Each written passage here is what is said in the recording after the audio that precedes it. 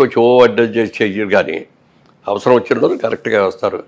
మొన్న ఆ silent wave ఎంత వేవ్ అంటే ఎవరికి అందల. అంటే సర్వేలలో అందరూ కూడా తెలుగుదేశం అధికారంలోకి వస్తే కూటమి అధికారంలోకి వస్తే అన్నారు, కానీ రకరకాల సర్వేలు వచ్చాయి సార్. ఎవరు కూడా ఇన్ని సీట్లు అనేది రాలా. మరి పైగానేమో జగన్మోహన్ రెడ్డి గారు ఎన్ని సీట్లు వస్తాయని మీలాంటి వాళ్ళు వచ్చి అడిగితే చాలా వస్తాయి. 157 అన్నారు సార్. 157 మాకు వస్తాయని. వైనాట్ 175, 175 వస్తాయి మాకే, మేము తప్ప ఎవరు గెలవరు అని చెప్పారు.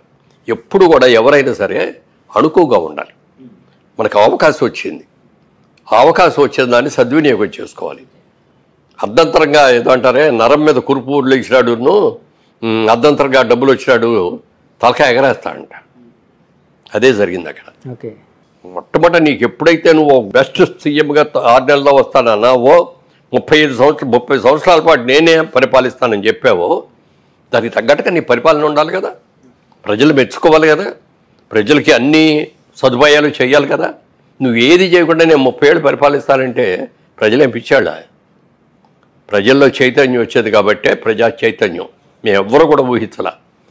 తర్వాత నేను ఒక్కనే గారు జైల్లో ఉంది, చంద్రబాబు నాయుడు కూడా జైల్లో ఉన్నాడని అనిపించుకోవడం కోసం ఆయన అర్ధరాత్రి ఎక్కడో దీంట్లో ఉంటే అక్కడికి వెళ్ళి లేపి కారులో తీసుకొచ్చి ఎక్కడ తీసుకెళ్లాలో కూడా తెలియకుండా 24 గంటల కారులో తిప్పి చివరికి పోలీస్ స్టేషన్లో అప్పచెప్పారు.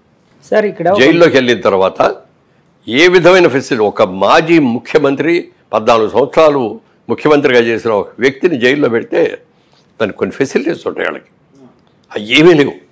ఫ్యాన్ కూడా లేదు, దోమలు అసలు ఏమి పడుకోవడానికి. హైకోర్టుకి వెళ్ళి తెచ్చుకున్నారు కదా సార్? తెచ్చుకున్నారు, ఆయన వేయలేదు కదా హైకోర్టు. హైకోర్టు వాళ్ళ డైరెక్షన్ లోనే అక్కడ మిగతావన్నీ వచ్చాయి. ప్రజలు వెళ్ళి అడిగితే దానికి హైకోర్టు నుంచి వచ్చిన తర్వాత అప్పుడు ఫ్యాన్లు అవి పెట్టి కూర్చోడానికి ఒక కుర్చీ, భోజనం చేయాలంటే అక్కడ కూర్చొని తినడానికి వచ్చిన టేబుల్, ఇలాంటివన్నీ చేశాడు. నేను అప్పుడు ఆ రోజున ఏమనుకున్నానో తెలుసండి, ఆయన అరెస్ట్ చేసిన రోజున చాలా మంచి పని చేశాడు జగన్మోహన్ రెడ్డి చంద్రబాబు నాయుడు గారిని అరెస్ట్ చేయడం. అందరూ కూడా దీన్ని బెయిల్ తీసుకొని బయటికి రావాలి తాపత్రయపడతా అంటే నేను మనస్ఫూర్తిగా కోరుకుంది ఏంటో తెలుసా, కనీసం 2 నెలల్లో 3 నెలల్లో ఈ జైల్లో ఉంటే మంచిది. సింపతి, ఎంత సింపతి పెరిగిందండి. ఇన్ని సంవత్సరాలు పరిచయం ఉద్యోగం చేసినా కూడా ఈ రోజుకైనా ఎవరైనా ఒక్కళ్ళు చంద్రబాబు నాయుడు ఈ తప్పు చేశాడు అనే ఒక బ్లాక్ మార్క్ ఒక్కటి చెప్పండి ఇన్నేళ్లలో. కానీ వాళ్ళు ఆరోపిస్తూ ఉంటారు కదా సార్, చంద్రబాబు గారు కోర్టుకు వెళ్ళి స్టేలు తెచ్చుకుంటూ ఉంటారు, తన అవినీతి కేసుల మీద రకరకాల కేసుల్లో ఉన్నారు, ఇలాగని ఆరోపిస్తూ ఉంటారు. అంటే వైఎస్ గారి జమాన్ నుంచి అది నడుస్తుంది, కాంగ్రెస్ జమాన్ నుంచి నడుస్తుంది. సో అందులో ఏమైనా నిజం ఉందా సార్? ఏమీ లేదు. అవి ఉంటే ఇన్నాళ్ళు బయట పడకుండా అట్లా ఉంటాయి. ఎవరైనా ఏదైనా దాయాలంటే 10 రోజులు దాస్తావు, 10 నెలలు దాస్తావు, 10 ఏళ్ళు దాస్తావు, కానీ ఇన్నేళ్ళు దాచలేదు కదా, ఎవరు దాచలేరు. ఓకే, అది అయిన తర్వాత విపరీతమైన సింపతి వచ్చేసింది జనంలో. చాలా మంది అనలిస్టులు ఒక మాట అన్నారు సార్, నేషనల్ అనలిస్టులు, ఈ ఎలక్షన్ మెయిన్ ఫ్యాక్టర్ ఏంటంటే చంద్రబాబు గారు జైలు ఉదంతం మెయిన్ ఫ్యాక్టర్గా ఎలక్షన్ డిసైడ్ చేయబోతుందని కూడా అన్నారండి. నిజమే కదా సార్? అది నిజమని భావిస్తారు? అదేగా, దానికంటే ఇంకా పెద్ద రిజల్ట్. ఏంటి సార్? కొంతమంది ఎమ్మెల్యేలు, పేర్లు చెప్పను, కొంతమంది ఎమ్మెల్యేలు చంద్రబాబు నాయుడు గారి గురించి, చంద్రబాబు నాయుడు గారి కుటుంబం గురించి, చంద్రబాబు నాయుడు గారి పిల్లల గురించి ఎంత చండాలమైన మాటలు మాట్లాడారో చెప్పడానికి లేదు. నీతికి నిజాయితీకి పెద్ద పేరైన ఎన్టీఆర్ గారి కుమార్తె ఆవిడ మీద కూడా ఇది పెట్టారు. అవన్నీ పెట్టిన రోజు చంద్రబాబు నాయుడు గారు కళ్ళెమ్మ నీళ్లు పెట్టుకొని ఇచ్చాడు. రాజకీయ నాయకుడిగా నన్ను విమర్శించాలని నేను లెక్క చేయను, నా కుటుంబాన్ని, నా భార్యని, నా పిల్లల్ని కూడా అవమానించారని చెప్పి కళ్ళెమ్మ నీళ్లు పెట్టుకొని మళ్ళీ నేను ముఖ్యమంత్రిగా వచ్చాను ఇక్కడ అడుగు పెడతాను లేకపోతే పెట్టని చెప్పి వెళ్ళాడు. సార్, బాబు గారితో ఇంత క్లోజ్గా మీరు చాలా ఒక 40 ఏళ్ళు అనుబంధం కదండి, ఎప్పుడైనా ఆయన ఇలాగ కన్నీళ్ళు పెట్టుకున్న సంఘటన కానీ ఇంటర్నల్ గా బాధపడిన సంఘటన కానీ ఎప్పుడు చూడలేదండి. ఎప్పుడు ఆయన కన్నీళ్ళు అంటే చాలా గుమ్మనంగా ఉండేవాడు. మనసులో ఏదైనా బాధ కలిగినా కూడా ఆయన లోపల పెట్టుకునేవాడు, మన దగ్గర నవ్వుతూనే మాట్లాడేవాడు తప్ప ఏ రోజున నాకు ఇది పరిస్థితి వచ్చింది ఏంటని కానీ ఇంకోటి కానీ ఓకే, ప్రజా నిర్ణయాన్ని మనం గౌరవించాలి, ప్రజలు ఓటేశారు, గౌరవిద్దాం, అలాగే బెస్ట్ ఆఫ్ లక్ చెప్పేవాడు. కానీ మొన్న జగన్మోహన్ రెడ్డి గారు చేసింది ఏంటంటే, ఓడిపోయిందని తెలిసిన తర్వాత మీ బట్టి ప్రెస్ వాళ్ళందరూ వెళ్ళి అడిగితే నేను ఇన్ని పనులు చేశాను, అన్ని పనులు చేశాను, నేను ఇంతమందికి డబ్బులు ఇచ్చాను, వాళ్ళందరూ ఏమైపోయారు, వాళ్ళ ఓట్లన్నీ ఏమైపోయినాయి. ఎప్పుడు కూడా ఒక నాయకుడు ఎవరన్నా ఓడిపోయినప్పుడు ఒకళ్ళిద్దరు అన్నారు అనుకో, అందులో కూడా కొంతమంది అన్నారు, కానీ ఈయన మాత్రం నేను ఇన్ని రకాలుగా డెవలప్ చేశాను, నేనేం చేసిన తప్పు, నన్ను ఎందుకు ఓడించారు అన్నాడే. కానీ ఎప్పుడు కూడా ఎందుకంటే బెస్ట్ ఆఫ్ లక్ అండి, ప్రజా నిర్ణయాన్ని మేము శిరసావహిస్తున్నాం అని కొత్త గవర్నమెంట్కి బెస్ట్ ఆఫ్ లక్ చెప్తున్నాం. ప్రజల్ని జాగ్రత్తగా చూసుకుంటూ మీరు ఏమైతే ప్రమాణాలు చేశారో, మీరు ఏమైతే ఇస్తామని చెప్పారో అవన్నీ కూడా ఖచ్చితంగా చేయండి, గుడ్ లక్ అని చెప్పేసి ఊరుకోవాలి. అంతేగాని నేను అది చేశాను ఇది చేశాను అని కళ్ళేమో నీళ్లు పెట్టేసి ఇప్పుడు ఏమన్నా మళ్ళీ వెనక్కి వస్తుంది, ఎలక్షన్ రాదు కదా. తర్వాత ప్రపంచంలో ఎక్కడ జరిగింది ఇంకోటి జరిగింది. జగన్మోహన్ రెడ్డి గారు ఆయన 14 నెలలు జైల్లో ఉండి తిరిగి వచ్చాడు, బెయిల్ వచ్చింది. జనరల్గా ఎవరైనా ఒక్క కేసు ఉన్నాడు ఆయన, ఇన్ని కేసులు కదా, ఒక్క కేసు ఉంటే బెయిల్ ఇస్తే 1 నెల ఇస్తారు, 2 నెలలు ఇస్తారు, 3 నెలలు ఇస్తారు, 6 నెలలు ఇస్తారు, సంవత్సరం ఇస్తారు. అందుకంటే ఎవడు ఇవ్వడు కదా. ఈయన 18 కేసులు ఉన్నాయి ఈయన మీద. 18 కేసుల్లో నెంబర్ 1 ముద్దా ఎవరంటే ఈయనే. అలాంటి ఆయనకి ఎన్నేళ్ళు అయిందండి ఆయన బెయిల్ బయటకు వచ్చి? 10 ఏళ్ళ పైన అయింది కదా, 12 ఏళ్ళు అంత అయింది. ఇన్ని రోజులు అసలు బెయిల్ ఎవడిస్తాడండి? మేనేజ్ అది రాకుండా చూసుకున్నాడు అంతే. ప్రతిసారి ఢిల్లీ వెళ్ళినప్పుడల్లా ఏదో ప్రత్యేక హోదా తీసుకొస్తాడు, లేకపోతే ఈ డబ్బులు తీసుకొస్తాడు, అవి తీసుకొస్తాడు, ఇది తీసుకొస్తాడు అని ఆయన తెచ్చేది ఏమీ లేదు. తన కేసులు ఎలా ఆపుకోవాలి, ఎలా మాట్లాడాలి. ఈ 5 ఏళ్ళలో జగన్మోహన్ రెడ్డి గారు ఎప్పుడు ఢిల్లీ వెళ్ళినా తన కేసులు పని మీద సొంత పని మీద వెళ్ళారు తప్ప.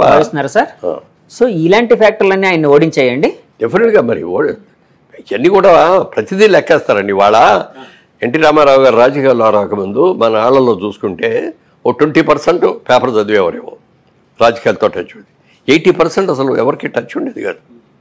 అలాంటిది ఎన్టీ రామారావు గారు వచ్చిన తర్వాత ప్రతి వాళ్ళకిలో ఒక చైతన్యం వచ్చింది. ఒక రోజు మైక్ తీసుకెళ్ళి పెట్టండి, కూలి పని చేసే వాళ్ళ దగ్గర కూడా ధారాళంగా మాట్లాడేసేస్తారు. లేదండి, నేను చాలాసార్లు వెళ్ళినప్పుడు అద్భుతంగా మాట్లాడుతున్నారు, అద్భుతంగా మాట్లాడతారు. ఇద్దరు లేదు, రామారావు రాకముందు ఆ చైతన్యం లేదు ఎవరు. రాజకీయ చైతన్యం తీసుకొచ్చింది ప్రజల్లో, ముఖ్యంగా పేదవాళ్లలో ఎన్టీ రామారావు. ఆయన ఎంత నిజాయితీగా ఉన్నాడో అంత మించిన నిజాయితీతో చంద్రబాబు నాయుడు గారు కూడా ఉన్నారు. నందమూరి వారి కుటుంబం మీద కానీ, నందమూరి వారి పిల్లల్లో ఇప్పుడు బాలకృష్ణ గారిలో కానీ, చంద్రబాబు నాయుడులో కానీ ఏ రోజున ఏదైనా ఒక్క అవినీతి కేసు ఉందో ఒక్కటన్నా. గాలికి వెళ్ళే వాళ్ళు కేసులు పెట్టవచ్చు, నా మీద కూడా పెట్టవచ్చు. నాకు ఇంతవరకు నా మీద ఎప్పుడు ఏ విధమైన కేసులు లేవు. నీతిగా ఉన్నాం కాబట్టి, ఇన్నేళ్ళు బట్టి ఉన్నాం. రియల్ ఎస్టేట్లో ఉండి ఏమీ లేదు.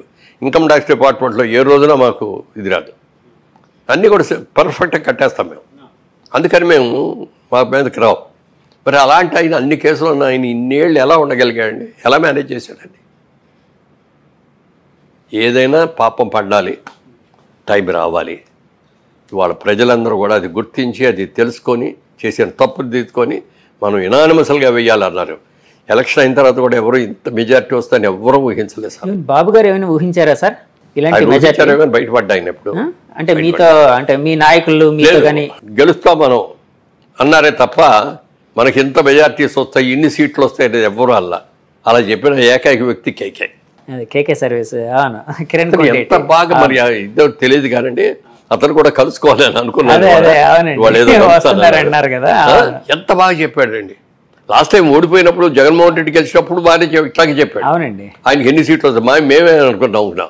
చంద్రబాబు నాయుడు గారికి రాకుండా ఎవరు ఇస్తారు? 20 వస్తాయి. ఇవాళ అన్నారే మీరు బోల్డెన్ చేసామని చెప్పి ఈయన చంద్రబాబు నాయుడు గారు కూడా ఆ రోజులు అన్నారు, మనం పసుపు కుంకుమ ఇచ్చాము బోల్డ్ మందికి, ఎలక్షన్ ముందు 10,000 చెప్పి ఇచ్చాము, మహిళా ఓట్లన్నీ మనకు వచ్చేస్తాయన్న. కానీ ప్రజలు ఏమన్నారు తెలుసండి, ఆయన 10,000 ఇస్తే ఆయన సొంత డబ్బులు ఇచ్చాడా? గవర్నమెంట్ డబ్బులే కదా మాకు ఇచ్చింది. ఆయన ఏదైనా సొంత డబ్బులు ఇస్తే అప్పుడు ఆలోచిస్తాం దాని గురించి. ఎవరు సొంత డబ్బులు ఇస్తే వాళ్ళకి ఓటేస్తామన్నారు. ఇవాళ జగన్మోహన్ రెడ్డి గారు ఇచ్చింది ఆయన సొంత డబ్బులు ఇచ్చాడా? ఉంటే మీటర్ ఒక్కడమే కదా ఆయన చేసింది. మీటర్ ఒకటే రోజు దారం వెళ్ళి రిక్షా వాడినో లేకపోతే కూలి పని చేసుకునే పిలిచే బాబు ఇదిగో ఇక్కడ నొక్కు అంటే నొక్కుతాడు. కానీ నొక్కటానికి డబ్బు ఎలా సంపాదించాలి, ఇన్కమ్ ఎలా తీసుకురావాలి, ట్యాక్స్లు ఎలా పెరగాలి, మన వాళ్ళకి కావాల్సిన అవసరాలన్నీ ఎలా తీరాలి, ఇవన్నీ తెలుసుకొని చేసేవాడే నిజమైన ముఖ్యమంత్రి తప్ప, ముఖ్యమంత్రి అంటే ఏంటి? ఇన్ని లక్షల మంది, మనకి కోట్ల మంది, ఇవాళ ఇన్ని కోట్ల మంది యొక్క సమస్యల్ని, కష్టాలని, సుఖాలని, పిల్లల భవిష్యత్తుని తీర్చిదిద్దవలసిన ఒక పవిత్రమైన బాధ్యత ఉన్న వ్యక్తి ముఖ్యమంత్రిగా ఉండాలి. అలా ఉన్నవాళ్ళే ఉంటారు లాంగ్ మీటింగ్. సార్ మొన్న మధ్య ఒక మాట అయితే వినిపించిందండి, చంద్రబాబు గారు ఇప్పుడు సూపర్ 6 అని పెట్టి అంటే జగన్మోహన్ రెడ్డి గారు ఇచ్చే పథకాల కంటే ఇంకా అద్భుతమైన పథకాలు ఎక్కువ డబ్బు ఇస్తామని చెప్పి జనాలకి అంటే మేము ఫలానా పథకాలు అందించబోతున్నాం. ఇప్పుడు పెన్షన్ అనుకోండి 4000, ఇప్పుడు 3000 ఎంత వస్తుంది వృద్ధులకి పెన్షన్, 4000 ఇస్తామన్నారు బాబు గారు. ఏప్రిల్ మే నెల నుంచి ఇచ్చేస్తామన్నారు. సో ఇలా రకరకాల సూపర్ 6 అని పెట్టారు. చాలా ఎక్కువ వెల్ఫేర్ అనేది ప్రకటించారు. అప్పట్లో వైసీపీ నాయకులు ఒక మాట అనేవారండి, అంటే మేము జగన్మోహన్ రెడ్డి గారు ఇస్తూ ఉంటే చంద్రబాబు గారు ఈ ఆంధ్రప్రదేశ్ని ఒక శ్రీలంకలా చేస్తున్నారు, ఒక సోమాలియాలా చేస్తున్నారు అని చెప్పి విమర్శించేవారు బాబు గారు. అలాంటిది ఇప్పుడు ఆయన మాకంటే ఎక్కువ పథకాలు ఎలా ఇవ్వగలుగుతారు అంటే ఆయన ఇప్పుడు ఇస్తే ఈ ఆంధ్రప్రదేశ్ శ్రీలంక అవదా, సోమాలియా కాదా, అంటే ఆర్థికంగా చితికిపోదా అని ఒక క్వశ్చన్ అడిగేవారండి. దానికి మీ సమాధానం ఏంటి? దాని సమాధానం ఆయన ఇన్కమ్ ఎలా జనరేట్ చేయాలి అనేది ఆయనకి తెలిసినట్టుగా ఎవరికి తెలియదండి. మీరు చూస్తూ ఉండండి, 1 year తిరిగేటప్పుడు ఎన్ని కొత్త ఇన్స్టిట్యూషన్స్ వస్తాయి, కొత్త ఇండస్ట్రీస్ వస్తాయి. తర్వాత ఇంకోటి పెద్దది ఏంటంటే ఇప్పుడు తెలంగాణ ఉందనుకోండి, హైదరాబాద్, సికింద్రాబాద్ ఉంది, వరంగల్ ఉంది, నిజామాబాద్ ఉంది, మంచి సిటీస్. ఏమంటే అదేవిధంగా చూసుకుంటే తమిళనాడులో చూసుకుంటే మెడ్రాస్ ఉంది, కోయంబత్తూరు ఉంది, సేలం ఉంది. కేరళ చూసుకుంటే త్రివేంద్రం ఉంది, బ్రహ్మాండమైంది. మన కర్ణాటక పక్కన ఉన్న కర్ణాటక చూసుకుంటే వాళ్ళకి బెంగళూరు ఉంది, మైసూరు ఉంది. మనకి ఏముందండి ఆంధ్రప్రదేశ్కి ఏముంది? ఒక సిటీ చెప్పండి, మీ నోటితో మీరు ఒక సిటీ చెప్పండి. హైదరాబాద్ మనకి ఆంధ్రప్రదేశ్లో ఏముంది? ప్రస్తుతానికి ఉన్న దాంట్లో అయితే విశాఖపట్నం ఒకటే అండి. విశాఖపట్నం కూడా దాన్ని కూడా చంద్రబాబు నాయుడు గారే దానికి కంపెనీలు అయ్యింది తీసుకొచ్చి అక్కడ పెట్టించి, ఎందుకంటే దానికి ఒక అద్భుతమైన సిటీ వైజాగ్ అనేది. సముద్ర బొడ్డు బోల్డ్ అనేది ఆయనకి దాని మీద ఎన్ని ప్లాన్స్ ఉన్నాయో చెప్పడానికి లేదు. ఈ Visakhapatnam lot of pharmaceutical industries ఇప్పుడు బాగా ఉన్నాయి. అలాగే అక్కడ హార్బర్ హార్బర్ బాగా డెవలప్ చేసి ఇది చేస్తే ఇంకా అద్భుతమైన ఇతర దేశాలన్నింటికి కూడా ఇక్కడికి వచ్చి ఇక్కడ అన్లోడు లోడు చేసుకొని మళ్ళీ ఎవరు ఎక్కడికి వెళ్ళాలనేది ఇవన్నీ కూడా చేసే హబ్ లాగా, ఒక సెంట్రల్ హబ్ లాగా వైజాగ్ చేయడానికి కూడా అవకాశం ఉంది. ఎంతమంది లేబర్కి ఉద్యోగాలు వస్తాయో చెప్పడానికి లేదు. అవన్నీ చాలా ఉన్నాయి. వైజాగ్ని చేస్తాం. వైజాగ్ ఓకే ఒకటి, విజయవాడ సిటీయా బిజినెస్ సిటీ అంతే, ఏమి కాదు. గుంటూరు పంటలు, మిర్చిను పొగాకు ఆడితే అది. తెనాలి ఇంకా తక్కువ. మంగళగిరిలో ఏమీ లేవు. వీటన్నిటి కలిపి అమరావతిని క్యాపిటల్ చేసుకొని ఇదంతా కలిపి ఒక సిటీ చేయాలి. ఇది ఒక అద్భుతమైన సిటీ చేసి దీనికి కావాల్సిన వనరులన్నీ చేయాలి. బయట ఊళ్ళ నుంచి, బయట దేశాల నుంచి, అతర రాష్ట్రాల నుంచి, మనకి తమిళనాడు నుంచి వస్తాయి లారీలు, బోల్డ్లు వస్తాయి. ఈ లారీలన్నీ కూడా విజయవాడలోంచి వెళ్ళాలి.